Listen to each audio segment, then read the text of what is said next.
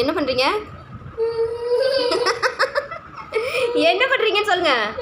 அம்மா என்ன பண்ணுறீங்க? நான் கொஞ்சணும்னு சொல்லி காலில் விழுந்தீங்களா? அப்போ எப்போ ஹோம்ஒர்க் எழுதுவீங்க? ஐயோ காலு, நான் பொம்மை பார்க்கக்கூடாது. நீ பொம்மை பார்க்கறனால தானே இப்போ சரியாக ஹோம்ஒர்க் எழுத மாட்டேங்கிற. முன்னெல்லாம் சமத்து பையனா ஹோம்ஒர்க் எழுதிட்டு இருந்தீல்ல. பசிக்குதா? சரி ஸ்நாக்ஸ் சாப்பிட்லாம். பூவா சாப்பிட்லாமா ஸ்நாக்ஸ் சாப்பிட்லாமா? பூவா சாப்பிட்லாமா? உட்கார், நீ வந்து உட்கார். நீ எழுதிக்கிட்டே இரு, அம்மா உனக்கு பூவா போட்டு ஓட்டி விட்றேன்.